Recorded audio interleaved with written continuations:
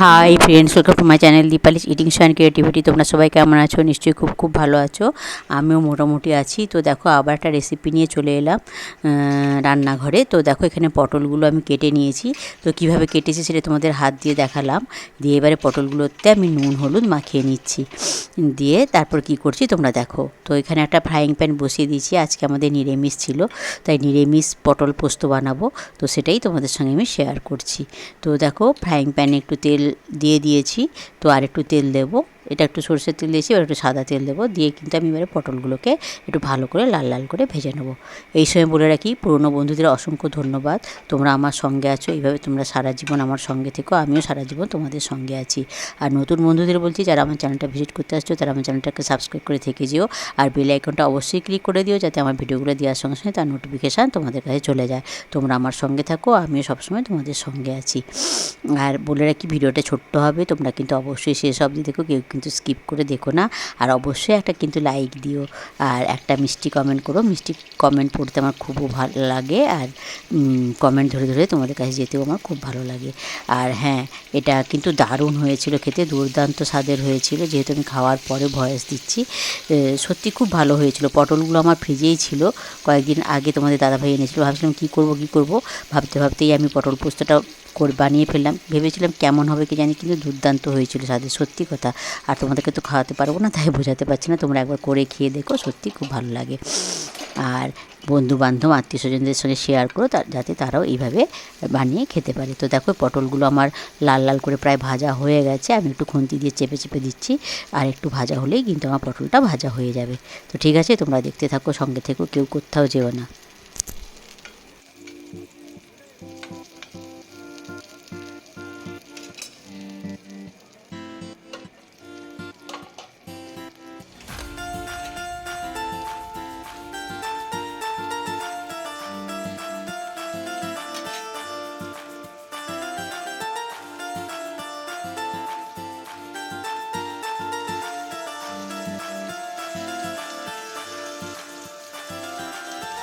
তো দেখো বন্ধুরা, আমার পটলগুলো ভাজা হয়ে গেছে। এবার আমি পটলগুলোকে তুলে রাখছি। দিয়ে তারপরে কি করছি দেখো। তো এই কটাই পটল ছিল, নাহলে হয়তো আর একটু বেশি করে বানাতাম। অল্পই পটল ছিল। আর পটল ভাজার তেলটা তো একটু কালো হয় জানো, তাই আমি ওটা ঢেলে নিলাম। কেননা তরকারিতে কালারটা হয়তো ভালো আসবে না, তাই আমি ওই তেলটা বাদ দিয়ে দিলাম। দিয়ে আবার আমি নতুন করে তেল অ্যাড করব, দিয়ে রান্নাটা শুরু করব। তো দেখো আমি এটা কিন্তু সর্ষের তেলেই রান্না করব। তো সর্ষের তেল দিয়ে দিলাম।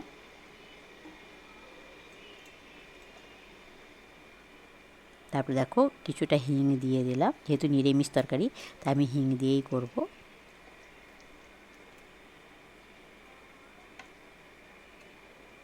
তো দেখো হিংটা আমি একটু ভেজে নিচ্ছি। হিংটা আমি একটু কালো করে ভেজে নিই। তো আমার পুরনো বন্ধুরা তোমরা সবাই জানো, আমার মনে হয় হিংটা কালো করে ভাজলে ওর একটা গন্ধ ভালো বেরোয়, ফ্লেভারটা ভালো বেরোয়।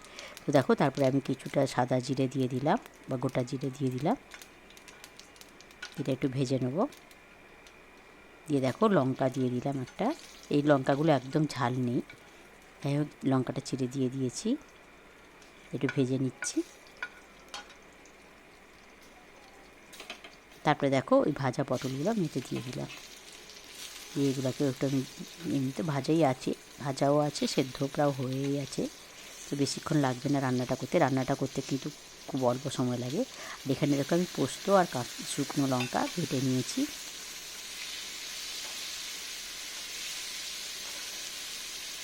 তো দেখো পোস্তটা দিয়ে আমি একটুখানি নেড়ে নিচ্ছি। দিয়ে তারপর ওই পোস্তের বাটি ধোয়া জলটা নিতে দিয়ে দেবো। তো দেখো ঢেলে দিলাম। একদম চটপট রান্নাটা হয়ে গেছিলো, কিন্তু রান্নাটা চটপট হলে কী হবে, খেতে কিন্তু দুর্দান্ত হয়েছিল। তো দেখো এরপর কী কী দিচ্ছি আমি। তো দেখো পরিমাণ মতো লবণ দিয়ে দিলাম।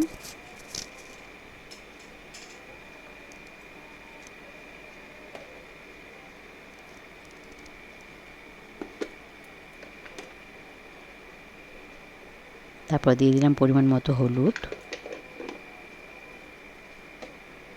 তো আমি পোস্ততে একটু কমই হলুদ দিই, সে কম করে হলুদ একটু দিয়ে দিলাম।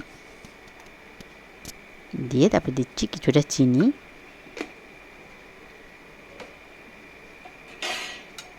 দিয়ে এবার এটাকে আমি ভালো করে একটু নেড়ে নিচ্ছি।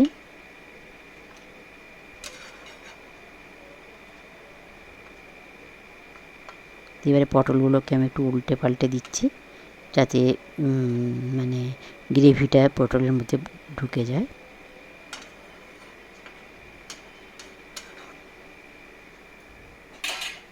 দেখো, আর এটা আমার রান্না করতে একদম বেশিক্ষণ সময় লাগেনি, তাড়াতাড়ি হয়ে গেছে। তো আরও দুটো মানে কাঁচা লঙ্কা আমি চিড়ে দিয়ে দিলাম, তারপর দিয়ে দিলাম কিছুটা কাঁচা সরষের তেল। যেহেতু তেলটা আমার প্রথমে একটু বেশি দেওয়া হয়ে গেছিলো, তাই খুব বেশি দিলাম না, অল্প করেই দিলাম। দিয়ে একটু ঢাকা চাপা দিয়ে দিলাম। তো দেখো আমার রান্না কমপ্লিট, আর রান্না হয়েই গেছে প্রায়। তো পটলটাকে আরেকবার আমি উল্টে দেবো।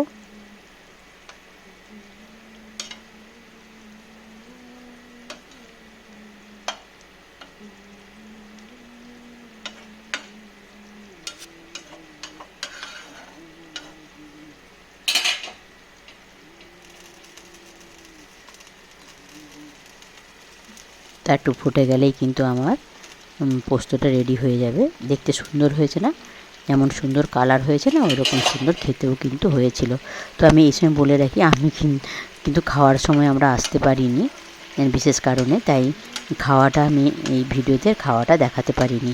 তো যেহেতু আমিও খেয়েছিলাম আর সবাই খেয়েছিল, তাই আমি বলতে পারছি, যেহেতু পরে ভয়েস দিচ্ছি। খুবই সুন্দর টেস্ট হয়েছিল। সত্যি তোমরা এরকম একবার কিন্তু অবশ্যই বানিয়ে খেয়ে দেখো পটল পোস্ত। আর হ্যাঁ, পটলটাকে কিন্তু এইভাবে কাটবে, তাহলে কিন্তু আরও ভালো হয়। আর আমার পটলটা ওই একটাই পটল যা একটু মানে বুড়ো ছিল, নাহলে বাকি পটলগুলো কিন্তু বেশ নরম ছিল, তাই আরও টেস্টটা ভালো এসেছিলো। নরম পটল হলে এতে টেস্টটা আরও ভালো আসবে। পটলটা কিন্তু এইভাবে কেটে নেবে। দেখো আমার রান্না প্রায় কমপ্লিট। এবার আমি গ্যাসটা অফ করে দেবো, দিয়ে তোমাদেরকে চতুর্দিক থেকে ঘুরিয়ে একবার রান্নাটা আমি দেখিয়ে দিচ্ছি। দেখো এইভাবে এসেছিলো ফাইনাল লুকটা। কি সুন্দর দেখতে হয়েছে না? হ্যাঁ, যেমন সুন্দর দেখতে হয়েছিল না, খেতেও কিন্তু ঠিক অতটাই সুন্দর হয়েছিল। তো ঠিক অবশ্যই কিন্তু তোমরা একবার বানিয়ে খেয়ে দেখো। তো বন্ধুরা, ওই পটল পোস্তটা কিন্তু খেতে খুবই ভালো হয়েছিল, খুবই সুন্দর হয়েছিল। কিন্তু মানে আমরা একটা কারণে খাওয়ার সময় আসতে পারিনি। তো অবশ্যই কিন্তু তোমরা এইভাবে একবার বানিয়ে খেয়ে দেখো, আর বন্ধুবান্ধব আত্মীয়স্বজনদের সঙ্গে শেয়ার করে, যাতে তারাও এইভাবে বানিয়ে খেতে পারে। সত্যি খুব টেস্টি হয়েছিল। সবাই খুব খুব ভালো থেকো, সুস্থ থেকো, সাবধানে থেকো, আমার সঙ্গে থেকো। আমিও সবসময় তোমাদের সঙ্গে আছি। Good afternoon, by.